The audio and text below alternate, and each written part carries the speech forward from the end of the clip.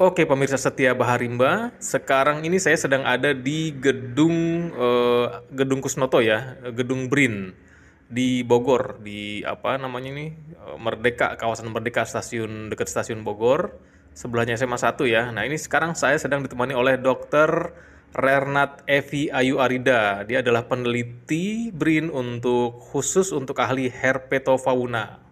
Jadi kan kalau apa namanya tuh, kalau dari buku yang saya bikin itu kan ini Ya, antologi. ya. Antologi artinya kumpulan dari kejadian-kejadian, Mm, kisah-kisah dan mungkin juga pengalaman orang terus yang saya rambut secara jurnalistik. mm, Nah, itu yang awal-awal itu yang udah saya munculkan untuk Bu Evi, itu ya. pertanyaan-pertanyaan umum yang masyarakat sering nanya. Ini adalah ntar Bu ya, ini tadi udah saya catat. Nah, ini dia nih. Nah, Gen X mah kayak gitu. ini Gen X begini. Kalau kata orang kayak tukang kredit. Kalau Gen Y sekarang udah pakai ini kan gini-gini kan, Iya, bisa kayak gini. heeh. Nah, sebetulnya gini, Bu Evi, Ya. uh, LD itu gini, lethal dosis ya, kan Hmm, LD 50-nya tinggi, misalnya hmm, kayak ular wuling, hmm, dia bisa membunuh setengah populasi karena hmm. LD-nya sekian. Itu cara menjelaskannya secara ini gimana? Jadi lethal dose 50 kan artinya kan dalam 5 apa ya? Jadi 50% dari suatu populasi gitu ya. Ketika kalau saya mikirnya gini, ini mudah-mudahan saya nggak bener. Ada 10 orang, ada 10 tikus. 10 sebenarnya dipatok oleh ular wuling. Nah, terus hanya dengan 7 mikrogram Hmm, itu dia bisa membunuh setengah dari 10 tikus ini. Artinya ketika si ular wuling ini menyuntikkan bisanya sebanyak 7 mikrogram terhadap tikus, ini saya 5 mati. Benar nggak seperti itu? hmm. 5 aja masih hidup. Ya, tapi tentu saja lethal dosis itu tergantung sample size. Hmm. Satu, size-nya kan macam-macam, bisa 10, bisa 100, bisa tergantung Hmm. percobaannya itu seperti apa ya. Bisa satu ruangan gitu. Iya, itu lethal dosis itu saya mungkin akan lebih berhati-hati. Itu tergantung eksperimental desainnya. Hmm. Ya, dia pakai itu berapa kali ulangan sehingga menyatakan LD sekian itu masih disertai sampel size-nya. Jadi Hmm. jangan langsung diekstrapolasi LD 50 7 mikrogram tadi Hmm. ya. Nah, sampel size-nya berapa? Nah, Hmm. saya pikir harus disertakan sampel size-nya si riset itu Dari ya. ulangannya ya. Dan itu dalam kondisi yang terkontrol. Pasti di laboratorium, nggak mungkin di alam. Di alam masih banyak faktor yang lain-lain lagi gitu ya. Apakah giginya ompong atau gimana ya misalnya ya. Itu kan di sini ada bahasan tentang EDA 50. Saya lihat itu. Hmm. Itu tapi itu menerjemahkannya hati-hati Ya, Mas. makanya itu mau saya revisi itu nanti. Mungkin sampel size ya. Jadi kalau misalnya itu ambilnya dari suatu paper gitu, jurnal, dia cek dulu eksperimental desainnya. Apakah dia menggunakannya itu selama suhu terkontrol dengan semua semua tikus ukuran yang sama dan sebagainya. Saya pikir itu ya, itu laboratorium. Tapi kalau langsung diterjemahkan itu kan takut ya. Iya, Indonesia 240 juta, 20 lethal juta. dosis berarti 120 juta mati semua. Semua itu makanya. Ngeri dah, jangan-jangan itu hati-hati. Iya, makanya. Jadi malah saya ini apa namanya? Emang ibarat itu dapat pengibaratan juga dari teman-teman ini. Jadi gini misalnya nih, Bang, lu masukin apa namanya tuh? Lu masukin eh, apa namanya 7 mikrogram itu ke dalam air. Nah, terus airnya itu lu suntukin kepada 100 tikus. Itu nih saya dari 150 pasti mati semua itu. Saya pikir 7 mikrogram dalam airnya berapa liter dulu? Ya kan, ya kan. Nggak usah revisi lagi. Hati-hatilah ini soalnya nanti kalau terlalu bombastis atau ini sebenarnya simple karena saking simpelnya nanti terlalu bombastis jadi ini dasarnya apa gitu kan biasanya gitu ya kalau kami ya referensinya dari mana.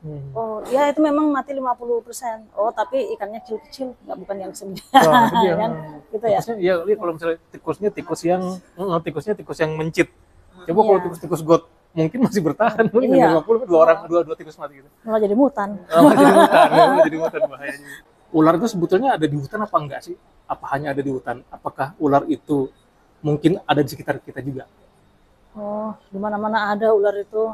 Bahkan di perumahan saya juga ada dan sering masuk ke rumah juga gitu. Meskipun kompleknya udah modern gitu, udah tersentuh Ya oleh di teknologi gitu, ular masih ada di situ. Ada, Mas. Jadi ini saya pindah ke perumahan itu karena saya seneng ya masih banyak ularnya gitu. Oh, Ini tetangga-tetangga itu sering minta tolong gitu ya. Bahkan ini sedikit sedikit gaya-gayaan ya. Saya tinggal di situ karena saya kalau ada yang pertanyaan di grup RT gitu kan, ini ular apa Bu? Saya jawab. Ini ular apa Bu? Saya jawab. Ini berbisa nggak Bu? Saya jawab. Gitu kan lama-lama orang kalau ularnya rumahnya kemasukan ular, Bu, tolong dong ularnya di gitu ya. diusir. Aduh, saya bukan rescue ya. Tinggal di mana emang? Di Cimahpar. Cimapar, itu masih itu ya? Masih. Masih lumayan. Nah, jadi sedikit-sedikit saya juga ke anak-anak kecil gitu ya. Jangan takut, nggak apa-apa gitu.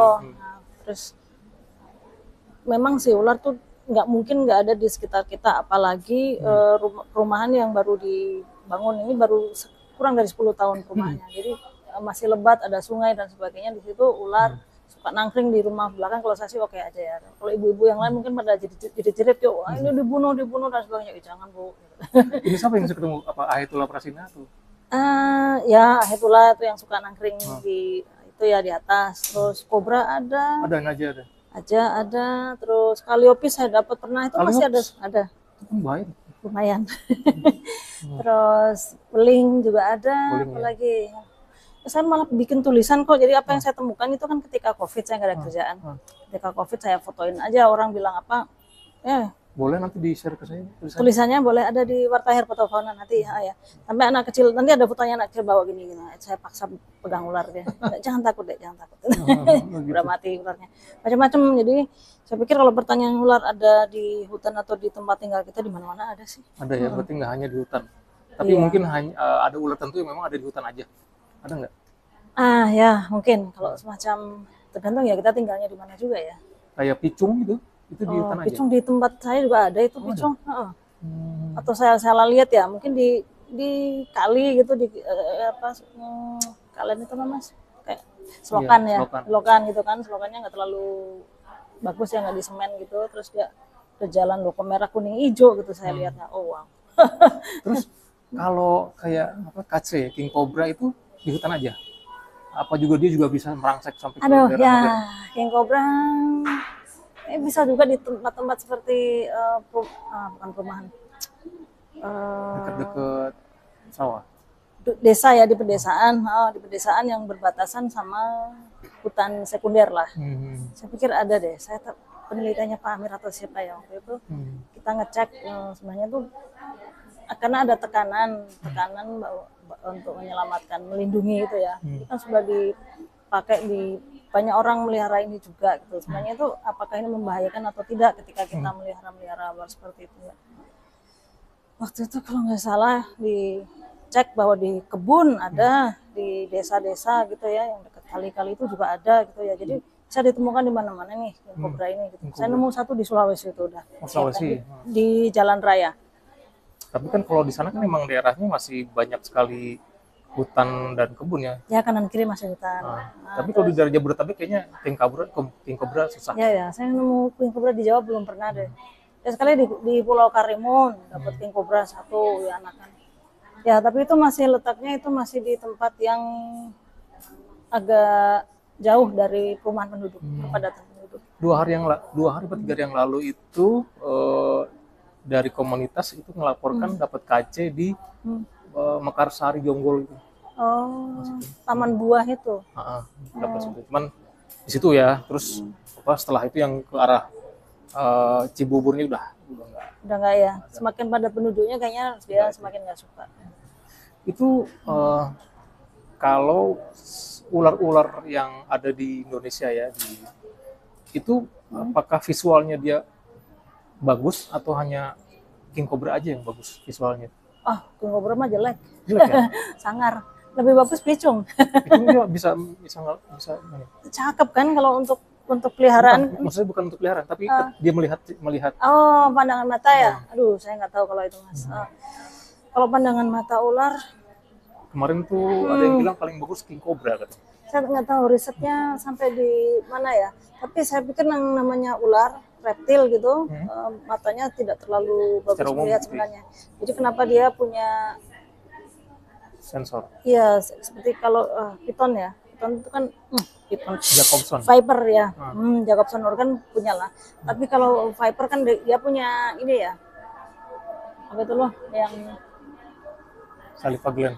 bukan yang kayak lubang-lubang itu loh. Sepasang. Oh, Nah, di sini ya. itu sensor kan sebenarnya. Sensor itu. Semua viper. Termasuk Trimeresurus. Yang saya tahu Trimeresurus ada. Aduh, bentar. Pusing dulu. Apa sih namanya saya udah lupa ya. Coba ya, mana sih yang punya? Jacobson. Kalau Jacobson mah biawa juga ada. Oh, ada ya? Oh, nggak hanya di ular ya? Biawak juga ada. Saya lebih cenderung ke biawak mas daripada ular sebenarnya. Oh gitu? Oh, Monitor lizard. iya. Varanus, bukan Varanus, apa namanya itu? Bukan Viper ya. Apa yang punya sini tuh udah Oh ini. 4 atau 5 sih? Saya pernah lihat itu ini apa? Albertisi, Gold Albertisi yang di Papua. Oh coba ya. Terus kemarin juga saya lihat itu, tunggu apa lagi ya? Tonit kan yang punya. Aduh, apa sih kemarin tuh? Jali, kalau nggak salah Jali. Jali punya ya Tias. Tias Kors ada. Aduh, iya ya mungkin ya. Aku lupa deh. Kalau Albertissima sisik mas, Sisik bukan. ya? Lupa aku. Anyway. Oke, ini jadi kalau Ya. yang Oh ya betul ada. jadi secara umum memang visualnya ular itu melihat itu kurang bagus. Saya nggak tahu, saya nggak bisa jawab. Itu mungkin kalau di ensiklopedia ada kali ya. Kalau visual ular menurut saya reptil itu masih sangat jelek gitu ya. Jadi mereka mengandalkan Jacobson organ lah, sensor-sensor yang lain ya. Dan tentu saja lidahnya ya. Oh iya lidah. Ya, tentu saja itu. Jadi kalau mata saya pikir Enggak ini. ya mungkin itu sekunder atau tersier lah sebagai indera. Terus ular itu dia bisa mengetahui kita ada di sekitarnya itu karena si lidahnya dikeluarkan. Betul, dan suhu ya, saya pikir ya. Oh ada yang gitu. Ya, karena gimana ya? Dia berdarah dingin. Udah dingin. Nah, jadi sebaliknya kita berdarah panas. Kita akan bisa merasakan bahwa ini makhluknya hidup atau tidak gitu ya. Kalau kita pegang ular kan ini hidup apa enggak sih? Kok dingin amat gitu kan. Jadi dari sentuhan jadi perbedaan suhu itulah sebenarnya yang menjadi menjadi penanda bahwa ini ada makhluk lain di sekitar kita. Jadi dia punya sensor tadi apa namanya tuh panas suhu ya. Terus sama sensor tadi apa yang bau apa? Apa ya disebut partikel apa ya lidah itu? Karena ada yang bilang untuk menghindari ular itu kan kasih garam, tapi ternyata bukan. Ya. Tapi dikasih wangi-wangian, ular takut. Ya mungkin bau ya. Kayak Jacobson itu memang bisa dibilang olfaktori. Ya dia langsung ke bagian otak yang sebelah mana ada saya lupa dah. Dia jadi ularnya kabur gitu. Ya jadi kalau secara penglihatan enggak, kalau olfaktori mungkin olfaktori tapi enggak seperti kita hidung ya. Ada partikel apa tapi indera pengecap juga bukan. Nah ini sehubungan dengan tadi itu katanya sehubungan dengan pertanyaan saya tadi itu, lalu bagaimana cara supaya ular itu tidak dekat-dekat dengan kita gitu, misalnya kayak kan secara awam saya taunya ular itu ya udah taruh aja wangi-wangian, karena ular sangat ular itu sangat peka terhadap wangian hingga dia tidak suka dan balik kembali dia menjauhi wangian itu. Ya. Kalau saya ke tetangga-tetangga saya sih biasanya jangan numpuk-numpuk barang di belakang ya, gelap, lembab. Itu tempat yang enak buat ular gitu ya. Karena dia selalu mencari tempat yang seperti itu ya. Nggak mungkin dia cari tempat yang terang, yang dingin. Nah, dia ini juga termoregulasi ya seperti reptil yang lainnya. Ketika dia butuh panas, dia ke tempat yang panas. Ketika dia terlalu panas, dia ke tempat yang sejuk gitu ya, yang dingin untuk berpindah. Jadi yang banyak tetangga-tetangga itu takutkan itu kan kenapa sih ular ada dari rumah saya, pasti ada tumpukan-tumpukan barang-barang gitu ya, lembab gitu. Jadi untuk sembunyi, untuk oil gitu ya. Dan jangan lupa pasti ada tikusnya. Ini nih, kita dapat pertanyaan selanjutnya. Apakah ada tikus banyak di satu lokasi menandakan bahwa ada ular? Belum tentu tapi bisa jadi. Karena itu kan mangsanya tuh, Mas ya. Jadi ya mungkin ibu-ibu di rumah saya kok nggak ada tikus kok di rumah saya gitu ya, karena kan udah dimakan ularnya soalnya. Jangan salah Bu, nggak mau tikus, kalau ada ular berarti terima kasih kepada ular gitu kan. Terus dimakan. Kadang-kadang tapi ular juga rebutan sama kucing tuh, jadi di kompleks saya tuh juga kucing banyak, lumayan, ular juga banyak. Nah, tetangga ada juga yang memelihara kucing, katanya kucing, saya tadinya nggak percaya. Wah, pas COVID itu pengalamannya keren. Dia melihara kucing bukan untuk disayang-sayang, tapi ditaruh di luar saja supaya nanti kalau ada ular dia diusir ya. Saya nggak percaya, tapi dengan mata kepala saya sendiri, dan saya masih punya videonya tuh, kucing itu mainan ular tuh, Mas. Ya ularnya ular dendrelaphis lah, ular kecil ya. Tapi berdua itu saya lihat itu memang ularnya udah sempoyongan gini, sekali tebas gini. Kucing, saya pikir kucing ini sebenarnya nggak bagus juga ya, karena dia ularnya kan ular asli ya, ular asli kita gitu. Kucing itu datangnya dari mana sih sebenarnya? Dia kita pelihara, kita sayang-sayang, tapi justru dia yang mematikan hewan-hewan asli kita gitu kan, dengan satu sabet kucing aja. Persia itu kan datang-datang. Ya. Kalau yang kami punya di kompleks kucing kampung aja sih. Dan kalau kucing Persia mah diem aja. Iya gitu kan ya. dia nggak lincah. Kalau kucing yang kampung, bener, saya masih ada videonya tuh, saya lihat lagi. Cakep, ini bener nih tetangga nih miarain. Ya untuk ini ular, untuk apa namanya? Itu dia. Jadi sehubungan dengan tadi yang pertanyaan saya tadi tentang mata dan lain itu kan, karena gini, kejadian meninggalnya orang oleh ular itu ketika dia tidur, si ular langsung mematuk tanpa ada peringatan, mematuk itu di Cianjur, terus di mana di Jawa Tengah itu anak kecil dipatuk oleh kobra naja. Terus di Cianjur itu ibu hamil sedang menyusui anaknya dipatuk oleh king cobra, meninggal, dulunya meninggal. Terus ada lagi tidur, tiba-tiba si ujung jempolnya di ini bunga rus, candidus, meninggal. Nah itu jadinya pertanyaannya mulai muncul, gimana caranya supaya ular tuh jauh dari kita? Nah, habis itu ya karena orang-orang komunitas ya dia berdasarkan empirik aja kan, kasih wangi-wangian, nanti ular akan takut. Dia punya sensor Jacobson, dia lari gitu. Nanti apa? Iya, makanya saya mesti nanya sama yang lebih ahli gitu kan. Iya, gitu. Saya pikir juga ini kejadian seperti yang di Sulawesi itu, Mas. Kenapa ular piton selalu makan petani atau apa yang sedang gitu kan? Iya. Saya pikir tuh itu semua berawal dari dia, satu, pasti dia lapar. Dua, di sekitarnya itu ada sesuatu yang hangat. Ya kita itu yang hangat ya. Kan mangsanya dia tikus atau burung atau sesuatu yang berdarah panas kan. Jadi dengan merasa ada sesuatu yang panas, ini makanan gitu ya. Jadi seperti naluri, semacam refleks gitu ya. Ketika dia merasa lapar, apapun yang hangat di depannya itu makanan. Berarti kalau ularnya itu kepanasan, dia nyari tempat yang sejuk, berarti lebih baik dinginin aja tempatnya ya. AC-nya polin, ular nggak akan berani masuk lagi kalau dingin. Betul sebenarnya. Gitu ya?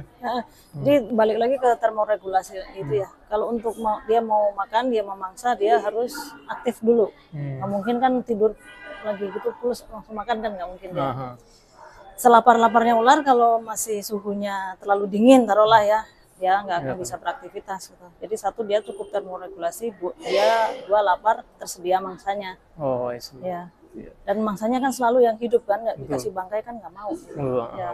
Jadi ketika merasakan suhu badan kita misalnya ya, atau suhu badan tikus, apalagi merasakan denyut jantungnya, sedap sekali. Langsung ini apetitnya muncul. Oke, ini pertanyaan untuk segmen 1 udah selesai, sekarang segmen kedua nih Bu. Oke. Nah, dengan ini hubungannya dengan penanganan ular nih. Yang miris itu adalah di kalangan anak muda ya, yang seumuran Iqbal, di bawahnya mungkin tuh sok-sokan untuk free handle. Free handle akhirnya matilah dia karena dipatok ular peliharannya sendiri. Kalian untuk teman-teman yang ingin, ya namanya anak muda punya jiwa ingin seperti petualang lah, pengen itu. Ini dulu lah, belajar dulu. 2 tahap. Nomor 1, belajar untuk mengidentifikasi ular yang berbisa tinggi itu apa aja. Ketika kamu tahu itu ular berbisa tinggi, maka kamu akan tidak sembarangan menangani ular itu. Artinya kamu kalau pengen belajar soal free handler, berarti kamu nyarinya ular yang berbisa rendah dulu. Jadi karena kamu udah tahu berbisa sini. Jadi kalau udah tahu berbisa tinggi, nggak mungkin dia milih berbisa tinggi, kan dia tahu nih ini berbahaya. Nah kalau untuk pengen soal-soal ya udah ini dulu. Tapi ini kan dia pendekatan ke psikologi ya gitu. Ya kalau lu kalau pengen soal free handler, jangan ular berbisa, ular rendah dulu aja gitu. Nah makanya kerja adalah lu tahu ular berbisa dulu. Nah, terus, kalau memang udah lu tahu ular berbisa, kamu udah pede, kamu baru belajar cara menghandle ular, misalnya kayak kobra, cara menghandle seperti apa gitu. Makanya dia bikin buku itu kan. Nah, ini yang saya pengen tanya sama ibu. Lebih baik kita free hand, bukan ya? Jadi lebih baik kita kalau ketemu ular itu ditangani dengan tanpa memegang atau dengan memegang, gimana Bu? Menurut saya pasti yang pertama. Tanpa memegang. Kalau bisa hindari aja. Menghindari aja. Biarkan dia hidup bahagia, kita juga hidup bahagia gitu. Oh, itu sama-sama itu ya. Ya kalau saya ya, kalau yang memegang itu biasanya puntennya, biasanya laki-laki. Nah, perempuan itu nggak suka yang kayak begitu ya. Praktis saja, kita masih banyak urusan kok gitu ya. Kalau jago-jagoan juga dibilang jago, buat apa gunanya gitu. Nah, saya pikir mungkin karena Mas Janu tadi kan memang beliau juga pasti handling kan, suka ya. Jadi kalau dari sudut pandang orang handling, semakin tinggi bisanya, semakin dia bisa handle, semakin jago. Nah, kalau saya sebagai ini nggak perlu itu gitu ya, nggak perlu jago-jagoan. Jadi ketika handlingnya baru bisa taruhlah boiga, hidrofila gitu. Boiga. Itu juga menengah loh itu. Kalau ngotot panas dingin. Ya, taruhlah itu dulu gitu ya. Nah, sudah itu kan nanti dia naik ranking gitu mungkin di komunitas. Setelah boiga, ya Viper yang agak Viper lah gitu kan. Setelah Viper ya cabe-cabe lah gitu ya. Misalnya juga bahaya loh. Ngeri banget itu. Atau ular tanah gitu ya. Kan mungkin begitu ya. Tapi kalau menurut saya ini nggak usah dipraktekkan lah ya gitu ya. Lebih baik jangan. Lebih baik jangan. Tapi ini kan dari kami yang ibu-ibu yang nggak perlu itu gitu ya. Tapi kalau bagi bapak-bapak atau mas-mas biasanya yang masih perlu itu, saya pikir energi untuk sok-sokannya bisa dialihkan lah. Mungkin sebagai ilmuwan ya. Sebagai ilmuwan itu nggak perlu pegang, tapi dia tahu banyak. Iya kan? Iya kan? Saya pernah punya teman nih di waktu kuliah dulu ya. Masih aktif jadi profesor juga di Australia. Beliau ini dari pas mudanya si Pak Scott ini suka pegang, sampling sendiri, pokoknya gaya-gayaan. Setelah dia jadi profesor tua, dia baru sadar, ngapain sih saya pegang-pegang kayak gitu dulu. Bisa aja saya bablas gak jadi profesor loh. Iya. Ini saya pikir kalau untuk gimana caranya handling ular, kalau memang kita bukan penelitiannya ular, biarin aja dia hidup bahagia, kita hidup bahagia, urusan kita masing-masing. Tapi kalau kita harus handling pun dengan cara yang tidak langsung gitu ya, mungkin pakai glove saya tahu nggak enak rasanya, kan suka merosot-merosot. Ada glove yang bisa menghandle ular. Kalau dia mati bukannya ular tadinya tajam sampai glove pun ditembus?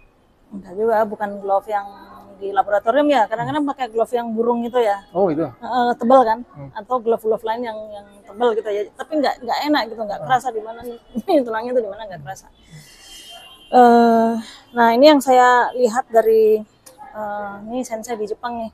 Saya datang langsung waktu itu ke Okinawa, lihat gimana caranya dia nangkep himehabu namanya ya. Himehabu itu apa sih? Itu viper itu paling bahaya di Jepang deh.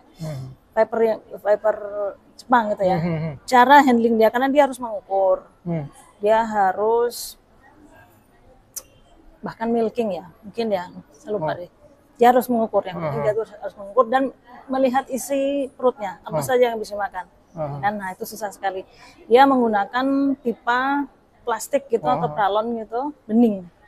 Jadi dia biarkan ularnya masuk ke pipa tadi, baru diukur dia. Walaupun dia megang sendiri bisa, tapi dia selalu gunakan si pipa itu tadi ya, yang bening. Jadi dia bisa lihat apakah ularnya lurus atau bengkok, jadi ngukurnya supaya akurat. Dia juga menyarankan itu, walaupun tidak harus memegang, jangan memegang gitu ya, apapun itu, karena itu hewan liar. Betul, ya, dan apalagi dia memiliki bisa yang itu ya, yang bisa nggak main-main bisanya. Iya. Jadi ya itu tadi, kalau mas-mas yang mau sok-sokan itu sok-sokan jadi profesor ular gitu ya. Lebih baik dengan cara situ belajar sekali. Iya. Terus ini apa namanya tuh? Ketika ini Bu, ini saya minta saran aja dari Ibu ya. Ketika kita masuk ke dalam hutan, misalnya kayak mungkin lagi penelitian atau mungkin lagi ingin halang rintang atau jalan-jalan itu, kita menemukan ular itu, merintangi kita, dan ular itu tidak mau diusir. Nah, itu apakah kita perlu handle dan kita free apa kita apa rescue ke tempat lain, atau ular itu kita ambil terus kita jadikan orang koleksi edukasi. Menurut Ibu yang mana lebih baik? Oh, saya lebih gini. Biasanya kalau saya ketemu ular, ularnya lari duluan. Pasti dia lari duluan, sampai saya kejar-kejar. Saya pengen jadikan dia koleksi misalnya ya. Saya kejar-kejar gimana caranya, dia pasti menghindar. Satu. Yang kedua, kalau ular itu tidak mau pergi, saya yang pergi. Berarti tempatnya dia, saya respect sama dia. Oh, I see. Iya. Itu tempatnya dia. Kalau sampai mungkin dia sedang ganti kulit, mungkin dia sedang bertelur atau apa. Kalau perlu saya ambil datanya pakai di film aja misalnya ya, pakai kamera yang tidak saya harus hadir di situ, misalnya kamera jarak jauh gitu ya, kamera trap misalnya lah, atau gimana caranya. Tapi satu yang perlu kita tegaskan itu mungkin ya, saat ini kita merasa pengen lebih superior daripada ular. Kalau saya sebaliknya, saya respect sama ular sehingga saya tidak mau ganggu dia. Kalau saya tidak benar-benar perlu mendapatkan datanya ya. Jadi kalau saya pun misalnya membunuh ular atau dan sebagainya, itu karena saya penting, datanya penting untuk kebaikan ular itu sendiri gitu ya. Ya. Berarti bisa dibilang begini, bisa dibilang kalau kita di hutan ketemu ular yang merintangi kita dan dia nggak mau keluar, artinya lebih kita yang mengalah, putar balik. Iya, Gitu aja ya. iya. Kalau dia tidak menghindar, biarkan dia di situ, kita yang Memang tempatnya pergi. dia di situ. Itu tandanya kita respect sama dia. Iya. Kalau kita pengen lihat dia ya di foto aja gitu misalnya, atau film aja atau apa. Nanti dilihat lagi di kota atau di mana. Gitu ya gitu. Jadi gitu Bal. Ulah nyoba. Tapi kan kalau yang punya kromosom ya gitu biasanya. Iya kan? Terus ini Bu, tadi kan yang Ibu cerita ini sehubungan lagi dengan pertanyaan saya. Yang Ibu cerita di Jepang itu ada viper yang paling berbahaya, namanya viper apa tadi gitu kan? Nah, Himehabu ya. di Indonesia pun juga ada viper yang berbahaya juga gitu kan. Bagaimana bila ular Jepang itu dibawa ke Indonesia, dikawinkan dengan ular viper Indonesia, itu bisa nggak? Ngapain kawin-kawinan gitu? Ini manusia. Aduh, aneh-aneh aja. Ini Ovopis ya. Gile Ovopis. 50 Himehabu, Ovopis okinawensis. Oh, Okinawa. Gila. Okinawensis. Ovopis, oi. Itu viper ya? Viper toh, Ovopis bukan viper ya? Ya. Masuk ke family apa viper? Mukanya sih kayak viper. Pertanyaannya Elapid. Ternyata viper Oh, ini deh. iya. Kata Wikipedia, aku nggak tahu Wikipedia benar apa enggak. Ya kadang benar kadang enggak. Nah, ya gini, apakah bisakah ular-ular yang misalnya kayak Naja sumatrana terus dibawa ke Jawa, lepaskan di hutan Jawa itu, Kawinkan. bisa nggak seperti itu? Nah, sekarang pertanyaannya gini, apa sih tujuannya? Ya kan? Tadi kenapa sih sama ini pertanyaan orang berkromosom Y lagi ya, punten ya, ini biar jelas ini. Kenapa sih harus dipatok-patokin untuk apa? Gitu. Untuk apa dulu? Untuk ilmu pengetahuan enggak? Untuk jago-jagoan ya nggak harus pakai itu kan, jago-jagoan panjat dinding atau apa itu udah jago gitu. Jadi Superman kayak atau apa gitu, tapi nggak usah patok-patokan. Ada yang hal yang lain. Terus ngawin-ngawinin ular gitu, satu itu ada tujuannya apa enggak? Tujuan baiknya apa enggak? Kalau cuma untuk iseng gitu ya, nggak usah lah. Itu kan sudah melalui jalur evolusi yang panjang. Kenapa Naja sumatrana sama Najas putatrix gitu ya? Kenapa di Jawa dan kenapa di Sumatera? Kenapa mereka nggak pernah misalnya burung kayak burung ya, misalnya mereka berpindah atau secara alami, mengapa tidak? Ya sudah, itu jalur evolusinya sudah seperti itu, kita lestarikan saja apa yang sudah terjadi beratus-ratus tahun, berjuta-juta tahun seperti itu ya. Mengapa harus dikawinkan gitu? Apakah tujuannya misalnya breeder? Kalau breeder mungkin tujuannya dia ingin mendapatkan warna yang bagus, keunikan, keanehan dan sebagainya. Lalu pertanyaan kedua, secara kalau kita respect sama ularnya, ularnya welfare atau enggak? Ularnya sejahtera atau enggak?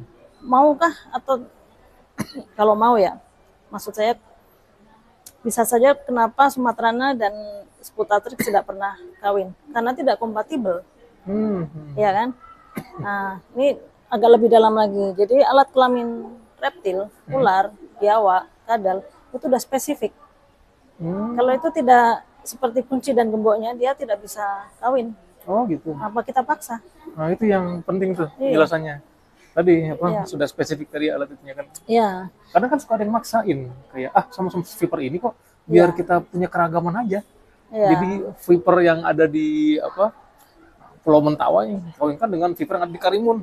Jadi gitu. ya. Menurut saya itu kurang kerjaan. Kemudian ya. Nggak ada tujuannya. Kemudian jalur evolusi yang panjang kenapa harus dirusak dengan itu tadi memaksakan kompatibilitas, kan nggak kompatibel. Ya bayangkan saja lah, misalnya kunci dan gembok yang nggak pas, kenapa harus dipaksakan gitu ya, gitu. Saya pikir itu deh.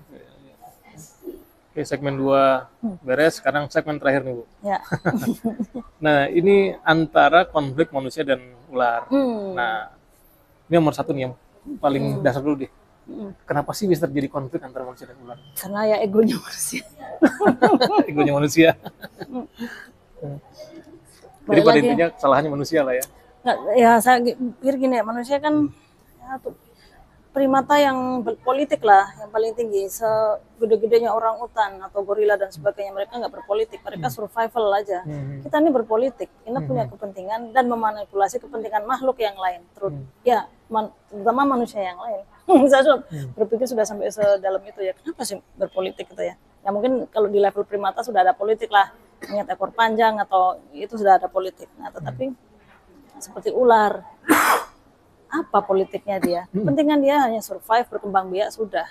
Meneruskan keturunannya, sudah. Nggak ada yang lain. Dia nggak punya kepentingan untuk mendapatkan resource yang lebih dari yang dia butuhkan. Kalau dia makan satu ekor tikus cukup, sudah. Itu namanya ular. Kalau kita manusia, ditumpuk dulu, stok. Kalau bisa dijual harganya mahal. Gitu kan. Belum dimakan jualan. Makanya nanti jualnya duluan. Nah, karena manusia itu punya banyak kepentingan, dia mau tinggal di mana? Tinggal di rumah yang di kota, kurang bikin rumah di kampung. Rumah di kampung udah punya, bikin rumah di hutan lagi supaya menguasai hutan dan sebagainya. Di situ ada ular, konflik lah di situ. Jadi saya pikir ini karena manusia ini nggak beres-beres kepentingannya. Jadi apa yang sudah ada di situ, ular dari dulu sudah ada di situ. Yang disalahin ularnya. Gitu. Kalau ular hidup di situ ya kenapa kamu bikin rumah di hutan? Ya kan? Kenapa nggak bikin apartemen aja? Nggak ada ular di atas, ya kan? Saya pikir itu. Jadi konfliknya itu karena manusia yang punya kepentingan jauh di atasnya kepentingan si ular itu. Kemudian yang kedua, ya ular terutama reptil yang paling disegani itu adalah ular. Karena satu, dia itu misterius ya. Nggak bisa ngomong, nggak bisa menunjukkan apapun. Warna juga kadang hitam doang atau kecil doang, nggak jelas gitu. Tidak ada yang bisa disampaikan dan dianggap oleh manusia, sehingga itu menyimpan misteri. Karena saking misteriusnya, ketika dia punya yang namanya venom, bisa atau belitan dan sebagainya, itu yang membuat kita takut, manusia takut. Kalau kita bisa ngomong ini kan kita nggak takut ya Mas. Tapi kalau saya diem aja, angker.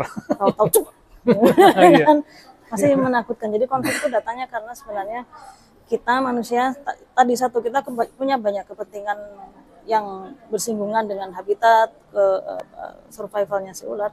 Yang kedua, kita juga punya rasa takut sebenarnya dengan ular.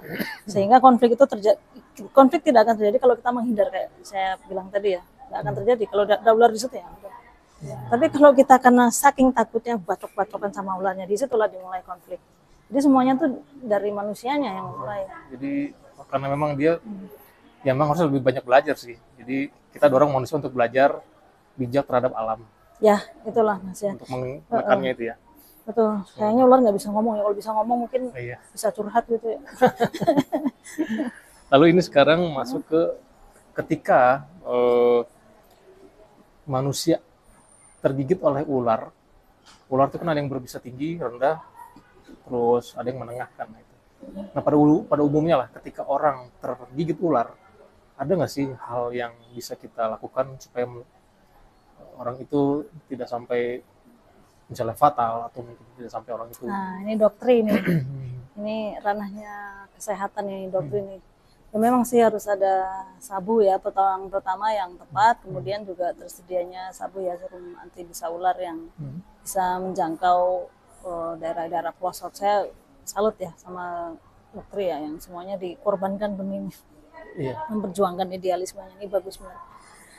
Tapi saya pikir gigitan ular itu memang apa ya, fatalitas yang mungkin tidak bisa sama sekali kita hindari jika kita masih hidup bersama ular.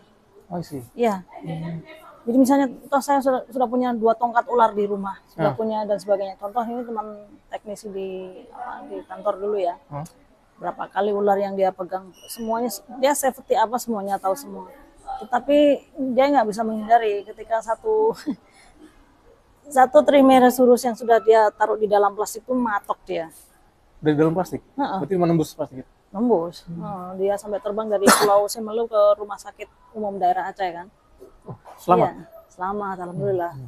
Jadi seberapapun ahlinya orang, kalau kita memang masih berhidup berdampingan dengan ular ya, Pasti. ya ada resiko itu gitu ya. Yang bisa kita lakukan adalah ya kita respect dengan ular itu. Jangan sembarangan. Ini hewan ini diam nggak bisa ngomong, tapi kalau dia udah mau ngomong ngeri. Iya, ketika udah mau bermaksud udah sangat. Ya, mungkin evolusinya itu ya Mas. Jadi dia nggak punya kata-kata seperti politisi, dia nggak punya tangan, nggak punya kaki, tapi dia punya suatu senjata yang bisa buat dia bertahan hidup. Iya. Bisanya. Pertahanannya itu ya. Nah ini sekarang tentang reptilnya. Jadi kan tadi Bu bilang bahwa ular itu yang paling respect ya. Nah tapi di selain ular, dunia reptil itu ada nggak sih reptil lain yang punya bisa dan berbahaya seperti ular selain ularnya? Mungkin kadal, mungkin apa gitu, kura-kura, buaya. Seperti biawak itu juga iya ya, biawak itu ada kelenjar bisa ya. Ada. Bahkan sampai dikelompokkan jadi toxicovera. Saya nggak terlalu sepakat ya dengan ini ya, toxicovera. Jadi termasuk ular berbisa, biawak, 2 itu ya. Jadi itu kelompok toxicovera katanya, karena semuanya mempunyai kelenjar bisa. Oh biawak tuh ada tuh? Iya ada, tapi nggak membunuh manusia. Teman saya kegigit bengkak 3 hari sembuh. Oh sempat bengkak? Berarti memang 3 hari aja nggak masalah. Dia udah, nanti kalau aku mati gini ya. Pas paper itu keluar. Takut ya. Nggak mungkin sama dengan ini mungkin Bu, sama dengan ular apa namanya tuh? Bukan Petiascoros, ada satu lagi tuh ular yang mulutnya ada bakterinya. Mukosa. Tias mukosa. Iya ya, jadi dia jali ya. Jali ya. Jadi jadi dia kalau matok itu bikin ini gatal apa-apa gitu. Karena mulutnya berbakteri, mungkin seperti itu buat biawak. Ya, kalau ini klasik ya biawak komodo, bakterinya banyak sekali ya. Bakterinya banyak sekali, sebenarnya bisanya nggak terlalu